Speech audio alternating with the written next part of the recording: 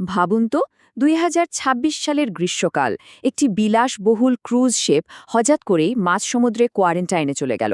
কোনো যুদ্ধ বা রাজনৈতিক কারণে নয়, বরং এমন এক ভাইরাসের কারণে যার জন্য পৃথিবীর কেউই প্রস্তুত ছিল না। একজন জনস্বাস্থ্য গবেষক হিসেবে আজ আমরা ঠিক এমন একটি রোমাঞ্চকর পরিস্থিতির বিশ্লেষণ করব। শুরুতেই বলে রাখা ভালো, এটি একটি কাল্পনিক বা ফিকশনাল সিনারিও, কিন্তু এর পেছনের বিজ্ঞান এবং এপিডেমিওলজি একেবারেই বাস্তব। আমাদের আজকের এই আলোচনার উদ্দেশ্য মোটেও আতঙ্ক ছড়ানো নয়, বরং এই কাল্পনিক থ্রিলারের মাধ্যমে আমরা জনস্বাস্থ্য, বিজ্ঞান আর ভাইরাসের মোকাবেলার বাস্তব কৌশলগুলো খুব সহজভাবে বোঝার চেষ্টা করব। তো চলুন শুরু করা যাক। প্রথমেই একটা খুব বেসিক প্রশ্ন দিয়ে শুরু করা যাক। আচ্ছা, যখন ৫০% মৃত্যুহার বা মর্টালিটি রেটযুক্ত একটা মারণঘাতে প্যাথোজেন একটা বিলাসবহুল জাহাজের চুপিসারে উঠে পড়ে, তখন ঠিক কি ঘটে? ১ এপ্রিল ২০২৬ আর্জেন্টিনার উশুয়া থেকে রওনা হওয়া এই কাল্পনিক জাহাজের ঘটনাটা আমাদের ঠিক সেই ভয়াবহ চিত্রটাই দেখায়। প্রায় ১৫০ জন মানুষ নিয়ে জাহাজটি অ্যান্টার্কটিকা আর সাউথ আটলান্টিকের দিকে যাত্রা শুরু করেছিল। সবাই আনন্দ উল্লাসে মেতেছিলেন, কিন্তু তারা ঘুণাক্ষরেও বুঝতে পারেননি যে অচিরেই এক অদৃশ্য জৈবিক হুমকি বা বায়োলজিক্যাল থ্রেটের মুখে পড়তে যাচ্ছেন তারা। ওকে, চলুন এই পুরো টাইমলাইনটা একটু ধাপে ধাপে দেখি। এই কাল্পনিক আউটব্রেকের গতিবিধি কিন্তু সাংঘাতিক দ্রুত আর ঠিক ততটাই ভয়ঙ্কর। ১ এপ্রিল জাহাজটি তার যাত্রা শুরু করে। মাত্র কয়েকদিন পরই একজন ৭০ বছর বয়সী ডাচ যাত্রীর হঠাৎ করে খুব জ্বর আর মাথা ব্যথা শুরু হয়। ১১ এপ্রিল চরম শ্বাসকষ্টে ভুগে দুর্ভাগ্যজনকভাবে তিনি মারা যান। এর পরের ঘটনাটা আরও মর্মান্তিক। ২৬ এপ্রিল ওই মৃত যাত্রীর স্ত্রী দক্ষিণ আফ্রিকার একটা এয়ারপোর্টে হঠাৎ জ্ঞান হারিয়ে মৃত্যুর কোলে ঢলে পড়েন। এই আকস্মিক মৃত্যুগুলো জনস্বাস্থ্য বিশেষজ্ঞদের ভাবিয়ে তোলে, একটা গভীর রহস্য তৈরি হয়।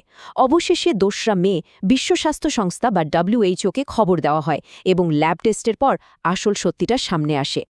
ল্যাব টেস্টের পর যে রেজাল্টটা আসে সেটা রীতিমতো শিউরে ওঠার মতো। ডায়াগনোসিস ছিল হান্তা ভাইরাস। আধুনিক বিজ্ঞানের এত অভাবনীয় উন্নতির পরেও এটি এমন এক অদ্ভুত মেডিকেল মিস্ট্রি যার কোনো অনুমোদিত ভ্যাকসিন নেই, কোনো স্পেসিফিক ঔষধ বা কিওর নেই। কেউ আক্রান্ত হলে ডাক্তাররা বড়জোর সাপোর্টিভ কেয়ার বা প্রাথমিক সহায়তা দিতে পারেন। মানে আসল লড়াইটা লড়তে হয় রোগীর নিজের শরীরের ইমিউন সিস্টেম বা রোগ প্রতিরোধ ব্যবস্থাকেই। একটু ভাবলেই কিন্তু গা ছমছম করে ওঠে, তাই না? এখন এই জৈবিক খলনায়কের প্রোফাইলটা আমাদের আগে বুঝতে হবে। হান্তা ভাইরাস আসলে কোনো একক ভাইরাস নয়, এটা হলো মারাত্মক সব ভাইরাসের একটা বিশাল বড় পরিবার। এরা মূলত ইঁদুরের শরীরে বাসা বাঁধে এবং সেখান থেকেই মানুষের শরীরে ছড়ায়। বিজ্ঞানীরা প্রায় ৭০ বছর ধরে এই ভাইরাসের সাথে পরিচিত। মজার ব্যাপার হলো, আলাদা আলাদা প্রজাতির ইঁদুর কিন্তু ভিন্ন ভিন্ন ধরনের হান্তা ভাইরাস বহন করে। ব্যাপারটা অনেকটা একটা জটিল পজলের মতো। আর এই পয়েন্টটা খুব দারুণভাবে একটা জিনিস পরিষ্কার করে দেয়। হান্তা ভাইরাস থেকে মূলত ২ ধরনের মারাত্মক রোগ হয়, আর তাদের ধরন সম্পূর্ণ আলাদা। প্রথমটা হলো HFRS, যা মূলত এশিয়া ও ইউরোপে বেশি দেখা যায়। এই রোগটা সরাসরি কিডনি অ্যাটাক করে এবং শরীরের ভিতরে মারাত্মক রক্তক্ষরণ বা ইন্টারনাল ব্লিডিং ঘটায়। আর দ্বিতীয়টা হলো HPS, যা উত্তর ও দক্ষিণ আমেরিকায় বেশি দেখা যায়। এটি আরও বেশি ভয়াবহ একটা ক্লিনিক্যাল সিনড্রোম, কারণ এই রোগে ফুসফুসের ভেতরে তরল জমে যায় আর মানুষ চরম শ্বাসকষ্টে, বলতে গেলে অক্সিজেনের অভাবেই মারা যায়। এপিডেমিওলজির দৃষ্টিকোণ থেকে ১৯৫০-এর দশকের কোরিয়ান যুদ্ধের ঐতিহাসিক ঘটনার সাথে ২০২৬ সালের এই কাল্পনিক জাহাজের আমরা সরাসরি তুলনা করতে পারি। কোরিয়ান যুদ্ধের যুদ্ধক্ষেত্রে ৩,০০০-এরও বেশি সৈন্য সরাসরি ইঁদুরের মাধ্যমে ছড়ানো HFRS-এ আক্রান্ত হয়েছিলেন। সেটা ছিল একটা বিশাল উন্মুক্ত প্রান্তর, আর ইঁদুর থেকে মানুষের সংক্রমণ। কিন্তু আমাদের জাহাজের ঘটনাটা ঘটছে সম্পূর্ণ আবদ্ধ একটা পরিবেশে, যেখানে ভাইরাসটা ছড়াচ্ছে সরাসরি এক মানুষ থেকে অন্য মানুষে। আর ভাইরাসের ধরনটা হলো সেই ভয়ঙ্কর HPS। দুটো সম্পূর্ণ আলাদা প্রেক্ষাপট, কিন্তু বিপদের মাত্রা সাংঘাতিক। জনস্বাস্থ্য বিশেষজ্ঞরা কেন এই প্যাথোজেনগুলোকে এত ভয়ের চোখে দেখেন, তার উত্তর লুকিয়ে আছে এই হিস্টোরিক্যাল ডেটার মধ্যে।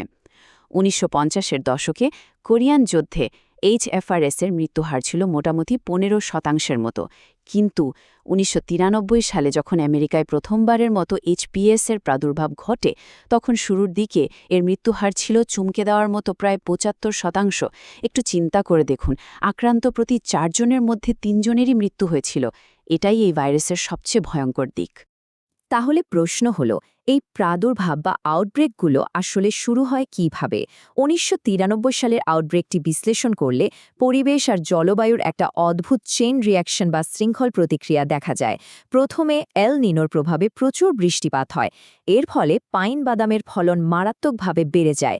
আর এই পাইন বাদাম হলো ইঁদুরের অত্যন্ত প্রিয় খাবার।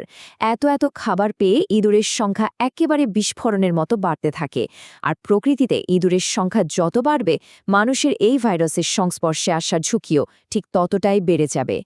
সুতরাং এখানে সবচেয়ে ক্রিটিক্যাল পয়েন্টটা হল, হান্তা ভাইরাস কিন্তু সাধারণ অবস্থায় মানুষ থেকে মানুষে ছড়ায় না। তবে এই নিয়মের একটা ভয়াবহ ব্যতিক্রম রয়েছে। ১৯৯৬ সালে আর্জেন্টিনায় আবিষ্কৃত আন্দিজ ভাইরাস বা অ্যান্ডিজ ভাইরাস হল হান্তা ভাইরাস পরিবারের একমাত্র স্ট্রেন, যার মানুষ থেকে মানুষে ছড়ানোর সক্ষমতা রয়েছে। ঠিক এই নির্দিষ্ট মিউটেশন বা পরিবর্তনের কারণেই আমাদের এই কাল্পনিক ক্রুজ জাহাজে যাত্রীদের মধ্যে একে অপরের শরীরে সংক্রমণ ছড়িয়ে পড়া সম্ভব হয়েছে। এপিডেমিওলজিক্যাল ট্রেসিং করে দেখা যায়, এই জাহাজে ভাইরাসের উৎস বা গ্রাউন্ড জিরো হল উশুয়ায়া শহরের একটা ইঁদুরে ভরা ময়লার ভাগাড়। ওই যে প্রথম ডাচ দম্পতির কথা বলেছিলাম, তারা একটা বার্ড ওয়াচিং ট্যুরে গিয়ে ভুল করে ওই ভাগাড়ের কাছে চলে গিয়েছিলেন। ব্যাস, সেখান থেকেই একটা মাত্র দুর্ভাগ্যজনক এক্সপোজারের মাধ্যমে এই আন্দিজ ভাইরাস জাহাজে প্রবেশ করে যায়।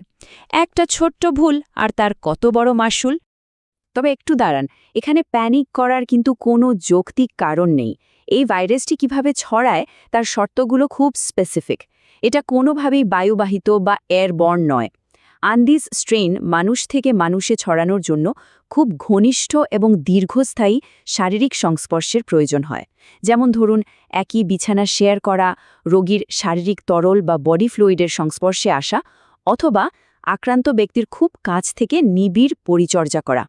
এগুলো ছাড়া এমনি বাতাসে এটা ছড়াবে না। এই স্লাইডের সবচেয়ে ইন্টারেস্টিং বৈজ্ঞানিক তথ্যটা হলো এই ভাইরাসের ছড়ানোর সময়কাল বা ট্রান্সমিশন উইন্ডো। এটা অবিশ্বাস্য রকমের ছোট। বৈজ্ঞানিক ডেটা বলছে, এই ভাইরাস রোগের একেবারে শুরুর দিকে গড়ে মাত্র একদিনের জন্য অন্য মানুষের শরীরে ছড়াতে পারে। হ্যাঁ, ঠিকই শুনেছেন, মাত্র একদিন। এই অতি ক্ষুদ্র উইন্ডো আর খুব কাছের শারীরিক সংস্পর্শের প্রয়োজনীয়তাই মূলত এই ভাইরাসটিকে কোভিডের মতো বিশাল কোনো গ্লোবাল প্যান্ডেমিকের রূপ নিতে বাধা দেয়। ঠিক এই বৈজ্ঞানিক কারণে বিশ্ব স্বাস্থ্য সংস্থা অত্যন্ত স্পষ্টভাবে জানিয়ে থাকে যে বিশ্বব্যাপী সাধারণ মানুষের জন্য এই ভাইরাসের সামগ্রিক ঝুঁকি অত্যন্ত কম। বিজ্ঞান আমাদের অযথা আতঙ্কিত না হয়ে মাথা ঠান্ডা রাখতে শেখায়। পৃথিবী ধ্বংস হয়ে যাওয়ার মতো কোনো গুজবে কান দেওয়ার একদমই কোনো প্রয়োজন নেই। সঠিক তথ্য এবং বিজ্ঞানই হল এখানে আমাদের সবচেয়ে বড় হাতিয়ার। চলুন এবার দেখে নিই, এই ইঁদুর বাহিত রোগ থেকে বাঁচতে আমাদের ঠিক কি করা উচিত। খুব সাধারণ কিন্তু বিজ্ঞানসম্মত কিছু স্বাস্থ্যবিধি মেনে চলাটা একদম মাস্ট। ঘরের সব ফাটল বা গর্ত সিল করে বন্ধ করে দিতে হবে, যাতে ইঁদুর ঢুকতে না পারে। অনেকদিন বন্ধ থাকা ধুলোময় স্টোরেজ রুম বা গুদামে ঢুকলে অবশ্যই N95 মাস্ক এবং গ্লোভস পরতে হবে।